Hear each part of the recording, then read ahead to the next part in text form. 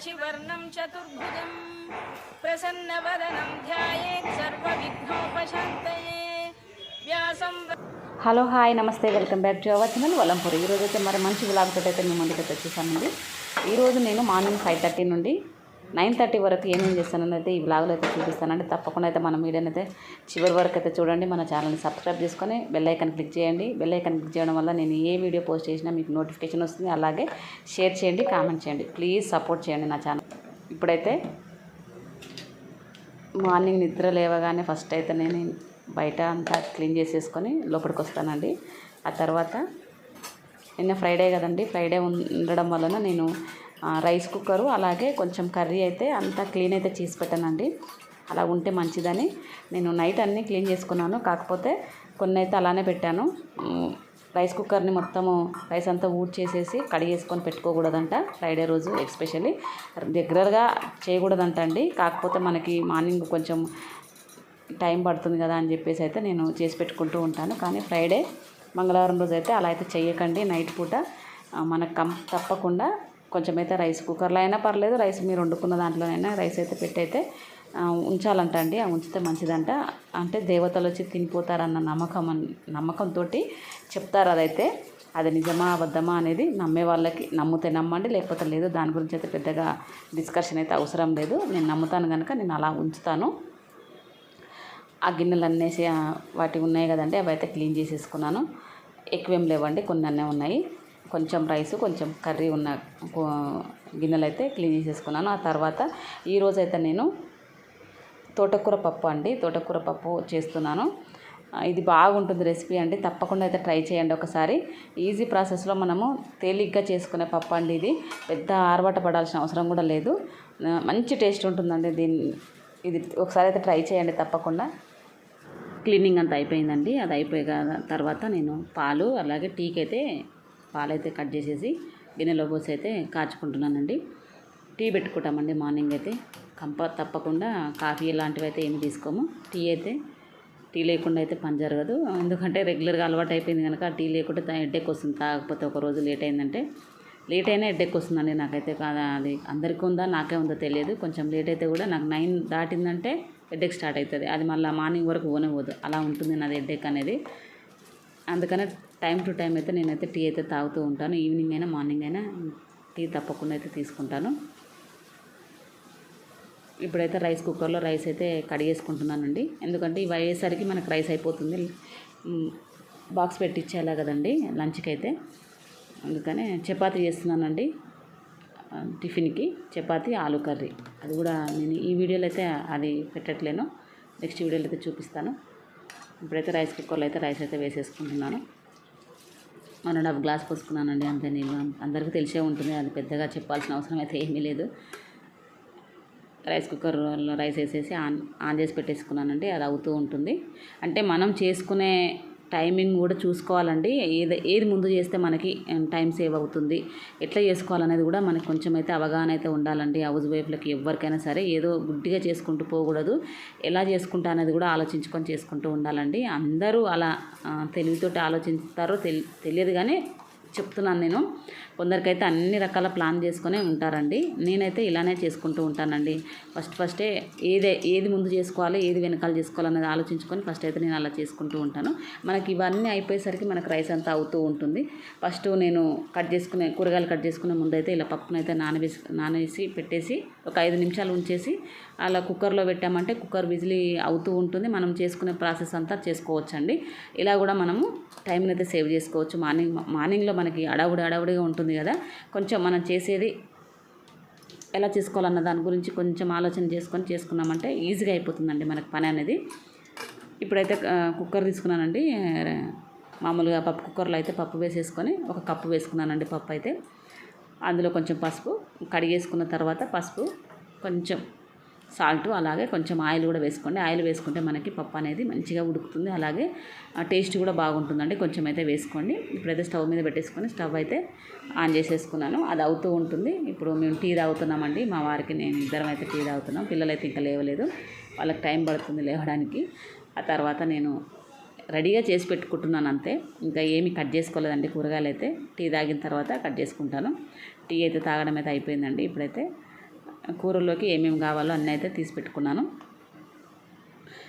ఎప్పుడే కానీ ఆకుకూరలలోకి మనము వెల్లుల్లి వేసుకుంటేనే మంచి టేస్ట్ అయితే వస్తుందండి. తప్పకుండా అయితే వెల్లుల్లే ప్రిపేర్ చేయండి.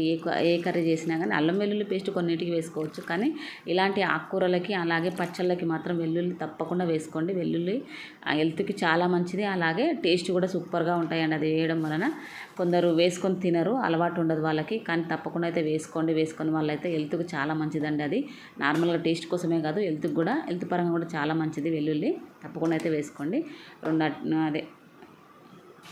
రెండైతే టమాటాలు తీసుకున్నాను, అలాగే ఒక ఆనియను, కొంచెం చింతపండు అండి. చింతపండు నేను పప్పులోనే వేసి ఉడకబెడుతూ ఉంటాను, కానీ మర్చిపోయాను, అందుకని కొంచెం అయితే నానేసి పక్కన పెడుతున్నాను. ఆకుకూర ఎప్పుడే కానీ ఒక 5 సార్లు అయితే కడుక్కోండి. నేను చిన్న గిన్నెలో వేసాను, కొంచెమే కట్టండి, చిన్న కట్ట అది. ఒక 3-4 కట్టలు ఉంటే మాత్రం పెద్ద బౌల్లో వేసేసి ఒక 10 నిమిషాల వరకు అయితే నానబెడుతూ ఉంటాను. అందుకని ఇప్పుడైతే అలా లేదండి, కొంచెమే ఉంది పప్పులోకి కదా, ఒకటే కట్ట తీసుకున్నాను. మామూలుగా ఫ్రై చేస్తే మాత్రం 3-4 కట్టలు పడతాయండి నాకు. ఇప్పుడైతే పప్పులోకి కనుక ఒకటే కట్ట తీసుకున్నాను. దాన్ని అయితే నీట్గా ఆకులన్నీ తీసుకొని ఆ తర్వాత ఒక బౌల్లో వాటర్ పోసేసుకొని ఇలా పెట్టేసుకొని కడిగేసుకొని ఇలా పెట్టేసుకోండి. ఎంత లేదన్నా కానీ ఒక 10 నిమిషాలు అయితే నాననివ్వండి. అందులో ఉన్న ఇసుక అంతా వెళ్ళిపోతుంది. నేను ఎందుకు చెప్తున్నానంటే ఆ మట్టి అనేది మంచిది కాదండి, మనకి హెల్త్ పరంగా చాలా ఇదైపోతుంది. అందుకని సన్న ఇసుక ఉంటుంది, అది చాలా డేంజరు తింటే. అందుకనే నీట్గా కడుక్కోండి. ఒక 3-4 టైమ్స్ అయితే నీట్గా కడిగేసేసుకోండి. ఒక 10 నిమిషాలు అట్లీస్ట్ ఒక 5 నిమిషాలన్నా నీళ్ళల్లో ఉంచేయండి. నీళ్ళల్లో ఉంచేస్తే ఆ ఇసుక అనేది కిందికి వెళ్ళిపోతుంది, మనకు కనబడకుండా ఉంటుంది. మనం పైపైనంగా కడిగితే మాత్రం ఆ సైడ్లలో పేర్కొని ఉంటుందండి. నేను చూపిస్తాను, అది మనకి వేసి పెట్టుకుంటేనే అది వెళ్తూ ఉంటుంది ఆ ఇసుక అనేది. అలా అయితే చేసుకోండి. నేను 4 టైమ్స్ అయితే కడిగేసుకొని ఇలా అయితే పెట్టేసుకున్నానండి. ఫస్ట్ అయితే నానేసి పెట్టాను, ఆ తర్వాత 4 టైమ్స్ కడుక్కున్నానండి. కడుక్కున్న తర్వాత ఇలా బౌల్లో అయితే వేసి పెట్టుకున్నాను. ఆ తర్వాత ఆనియన్ అలాగే టమాటో, మనం తోటకూర నీట్గా కట్ చేసుకోండి. తోటకూరని చిన్నగా కట్ చేసుకోండి. మనం ఇది కుక్కర్లో వేయట్లేదు, ఫ్రై చేసేసుకొని పప్పునే ఇందులో వేసుకుంటాం కనుక మనకి ఉడకడానికి ఫ్రై కావడానికి చిన్నగా తరుక్కుంటే మనకు టేస్ట్ బాగుంటుంది, మంచిగా ఉడికిపోతుందండి ఆ ఆకుకూర అనేది. ఆ తర్వాత ఒక 4 పచ్చిమిరపకాయలు వేసుకుంటున్నాను. ఇందులో మనకి ఎప్పుడే కానీ రెడ్ చిల్లీ వేసుకుంటేనే టేస్ట్ బాగుంటుందండి. పచ్చికారం వేసేసి వండుకుంటే అంతగా నాకు నచ్చదు. ఎప్పుడే కానీ ఆకుకూరలలో ఇలా పప్పు వేసి వండినప్పుడు అయితే రెడ్ చిల్లీ వేసి వండండి, చాలా టేస్టీగా ఉంటుంది. కొంచెం ఆయిల్ అయితే వేసుకున్నానండి. స్టవ్ వెలిగించుకొని కడాయి పెట్టేసుకొని కొంచెం అయితే ఆయిల్ వేసుకున్నాను. అందులో జీలకర్ర ఆవాలు అయితే వేసుకోండి. అది కొంచెం ఫ్రై అవ్వగానే ఎమ్మటే నేను కొంచెం కచ్చపిచ్చగా దంచిన వెల్లుల్లి ఉంది కదండి, దాన్ని దంచేసి పెట్టుకున్నాను, దాన్ని అయితే ఫస్ట్ వేసుకున్నాను. ఆ తర్వాత ఆనియన్స్ వేసుకుంటున్నాను. టేస్ట్ మాత్రం అద్భుతంగా ఉంటుందండి, ఇందులో ఎటువంటి డౌట్ లేదు. తప్పకుండా అయితే ఒకసారి అయితే ట్రై చేయండి, హెల్త్కు మంచిది. చాలా కొందరైతే ఆకుకూరలు ఇష్టపడరండి. పప్పు ఫ్రై అయితే కొందరు తినరండి, అసలు వద్దని చెప్తారు. ఆకు అని చెప్పేసి ఒకలాగా దాన్ని అయితే చూస్తూ ఉంటారు. అందుకని ఇలా పప్పు రూపంలో చేసేసి పప్పులాగా అంటే సాంబార్ లాగా ఉంటుంది కదండి, కొంచెం లూజుగా చేస్తే దానికి ఏదైనా పాపడన్నా లేకపోతే ఆమ్లెట్ అన్న వేసి ఇచ్చారంటే నీట్గా తిని పెడతారండి. అంత టేస్టీగా ఉంటుంది ఈ ఆకుకూర పప్పు అయితే. తప్పకుండా అయితే ట్రై చేయండి. ఆ తర్వాత నేను ఇప్పుడైతే అవి కొంచెం ఫ్రై అయిపోయినాయండి. ఆ తర్వాత ఏమంటే నేను టమాటాలు వేసుకున్నాను. టమాటాలు ఫస్టే వేసుకోండి, అవి కొంచెం మగ్గడానికి మనకు టైం పడుతుంది. ఆకుకూర తొందరగా ఫ్రై అయిపోతుంది. నేను అందులో చిన్నగా కట్ చేసుకున్నాను ఆకుకూరని, అందుకని చెప్పేసి కొంచెం అయితే తొందరగానే నాకు ఫ్రై అయిపోతుంది. అందుకనే నేను వాటినైతే కొందరు తోటకూర ఫస్ట్ వేసుకుంటూ ఉంటారు, అది కొంచెం పచ్చివాసన పోవాలని చెప్పేసి. కానీ ఏమీ కాదండి, ఇలా కూడా ఫ్రై చేసేసుకోండి, నాకు తొందరగా అయిపోతుందండి మనకి. అప్పుడు మనం తోటకూర ఫస్ట్ వేసుకొని తర్వాత టమాటాలు వేసుకున్నాం అనుకో టైం ఎక్కువ పడుతుంది. ఫస్ట్ టమాటాలు వేసుకొని తోటకూర వేసుకున్నాం అనుకో మనకు టైం తొందరగా అయిపోతుంది, మగ్గుతాయండి. మనకి తోటకూర వేసుకున్నాక టమాటాలు వేసుకుంటే టమాటాలు అంత తొందరగా అయితే ఉడికిపోవండి. అందుకనే ఫస్ట్ అయితే అవి వేసుకోండి. అవి కొంచెం మగ్గిన తర్వాత మనకి మెత్తగా అయిపోతాయి కదా, సాఫ్ట్గా కాగానే ఎమ్మటే ఆకుకూర వేసేసుకోండి. చూడండి ఎంత బాగా దగ్గరికి వచ్చేసింది. ఆల్రెడీ కొంచెం పసుపు వేసుకుంటున్నాను. ఆల్రెడీ నేను పసుపు కుక్కర్లో పప్పులో వేసాను కదండి, అందుకని కొంచెం అయితే వేసుకుంటున్నాను. సాల్ట్ అయితే రుచికి తగ్గట్టుగా వేసుకోండి. ఇందులో కారం వేస్తాను, ఆ తర్వాత వేస్తానండి. కొంచెం ఫ్రై అయిపోయాక ఆకుకూర పచ్చిదనం అనేది వెళ్ళిపోవాలండి, అప్పుడే మనకి కూరకి మంచి టేస్ట్ ఉంటుంది. ఆ పచ్చి మీదనే కారం అయితే వేయకూడదు. కొంచెం అయితే ఒక 5 నిమిషాలు అయితే ఇలా వదిలేయండి. 5 నిమిషాల తర్వాత అయితే కారం వేసుకోవడానికి ఇప్పుడైతే నేనైతే మూత తీసాను. కొంచెం ఒక 5 నిమిషాలు అయితే అలా వదిలేసేయండి, సిమ్లో పెట్టుకొని మూత పెట్టేసేయండి. మంచిగా ఫ్రై అయిపోయింది. ఇప్పుడు ఇందులో కొంచెం కారం అలాగే ధనియాల పొడి ఇష్టం ఉంటే వేసుకోండి, లేదంటే లేదు. నేనైతే ధనియాల పొడి కారం అయితే వేసేసుకున్నాను. ఆ తర్వాత పప్పు ఉడికిపోయిందండి. నేను ఈ పనులు చేసేలోపు పప్పు అంతా ఉడికిపోయిందండి. పప్పు మరి మెత్తగా ఉడకకుండా కొంచెం చూసారు కదండి, ఆ టైపు ఉడికితే చాలు. మనకు అది స్మూత్గా ఉంటుంది, అలాగని మొత్తం మెత్తగా ముద్దపప్పులాగా కాకుండా మంచి టేస్టీగా ఉంటుందండి. అలా అయితే ఉడకబెట్టుకోండి. ఇప్పుడు ఇందులోనే వేసేసుకోండి. నేను చింతపండు నానబెట్టాను కదా, చింతపండు నానబెట్టిన గుజ్జు ఉంది కదండి, అది కూడా ఇందులో పోసేసుకోండి. ఇంకొంచెం ఉంది, అది కూడా వేస్తాను చూడండి. అంతే సరిపోతుంది మనకి. ఎక్కువ ఇంకొంచెం మీకు థిక్నెస్ బట్టి చూసుకోండి. ఇంకొంచెం లూజ్గా కావాలంటే వాటర్ వేసేసుకోండి. ఇందులో కొందరైతే సాంబార్ పొడి కూడా యాడ్ చేస్తూ ఉంటారండి. అదైతే నేనేం వేయట్లేను, కావాలంటే వేసుకోండి.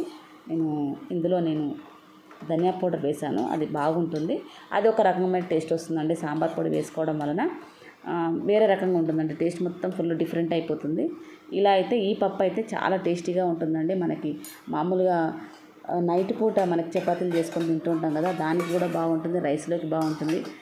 పిల్లలకైతే ఇష్టంగా తింటారండి. ఇందులో నేను పచ్చిమిర్చి అయితే వేయలేదు, పిల్లలకి అంత కారం కూడా ఏమి ఉండదు, అంటే లైట్గా పోపుకు అయితే వేసాను అంతే. ఇప్పుడైతే మంచిగా నీట్గా ఉడికిపోయిందండి. ఇంతేనండి మన తోటకూర పప్పు. ఇందులో నెయ్యి వేసి పోపు చేసుకోండి, ఇంకా బాగుంటుంది. అంటే నేను వెల్లుల్లి వేసేటప్పుడు ఫ్రై చేశాను కదా, కొంచెం నెయ్యి కూడా యాడ్ చేసుకోండి, ఇంకా టేస్టీగా ఉంటుంది. తినేటప్పుడు పప్పులోకి కొంచెం నెయ్యి అయితే యాడ్ చేసుకోండి. నా రైస్ అయితే ఉడికిపోయిందండి. ఇప్పుడైతే అన్నం అయితే చల్లారేస్తున్నాను ప్లేట్లోకి. నేను పెట్టే బాక్స్ అయితే ప్లాస్టిక్దండి, అది స్టీల్ది. నాది పైన ఉంది, నేను ఇల్లు చేంజ్ చేశానని చెప్పాను కదా, అవన్నీ సర్దేసి పెట్టాను పైన, అవన్నీ తీయాలి ఒకరోజు. ఇది నాకు మొన్న చెప్పాను కదండి, నేను పులియోగరి ప్యాకెట్ కొన్నప్పుడు ఫ్రీ వచ్చింది ఈ బాక్స్, అందులో పెడుతున్నాను. అందుకనే పూర్తిగా చల్లారిన తర్వాత పెడుతున్నాను. ఎత్తుకైతే మంచిది కాదండి ఈ ప్లాస్టిక్ డబ్బాలలో పెట్టుకోవడము. ఇది అవాయిడ్ చేస్తాను నేను. ఈరోజైతే తీస్తాను పైనుండి కొంచెం టైం తీసుకొని. ఆ తర్వాత చల్లారేస్తున్నానండి నేను నీళ్ళల్లో పెట్టి. ఈ కూరనైతే చల్లారేసి పెట్టుకుంటాను. అది మొత్తం చల్లారిన తర్వాతనే నేను బాక్సులలోకి షిఫ్ట్ చేస్తాను. ఎందుకంటే మనకి అందులో ఉన్న ప్లాస్టిక్లో ఉన్నది అదే కెమికల్ అనేది రిలీజ్ అవుతుందంట అండి. వేడి మీద పెడితే అది చాలా హెల్త్కు చాలా పాడైపోతుందంట హెల్త్. అలా అయితే పెట్టకండి. చిన్నపిల్లలకైతే మనం లంచ్ బాక్స్లలోకి అవే పెడుతూ ఉంటాము. అలా పెడితే మాత్రం స్టాప్ చేయండి. స్టీల్ గిన్నెలు తీసుకొచ్చుకొని స్టీల్ గిన్నెలలో పెట్టుకోండి. బాక్స్ పరంగా అయినా పర్లేదు. ఇప్పుడు లంచ్ బాక్సులు కూడా మనకు స్టీల్ డబ్బాలలో దొరుకుతున్నాయి, అలాంటివి అయితే తీసుకోండి. డీమార్ట్లో అయితే చాలా ఉన్నాయండి, అలా అయితే ట్రై చేయండి.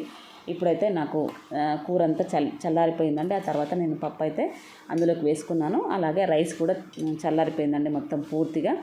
ఇప్పుడు ఇవన్నీ వేసేసుకొని మామూలుగా అయితే నేను ఇంకా వేరే కర్రీ కూడా ఫ్రై లాంటిది కూడా చేస్తుంటాను, కానీ ఈరోజైతే నేను అది చేయలేదండి. పెరుగు ప్యాకెట్ ఉంది, పెరుగు ప్యాకెట్ అయితే ఒక బాక్స్లో ఒక డబ్బాలలో పెట్టాను. అలాగే కొంచెం ఆవకాయ కూడా పెట్టానండి పైనంగా. అది ఇది సరిపోతుందని చెప్పేసి పెట్టాను. Thank you for watching. Okay.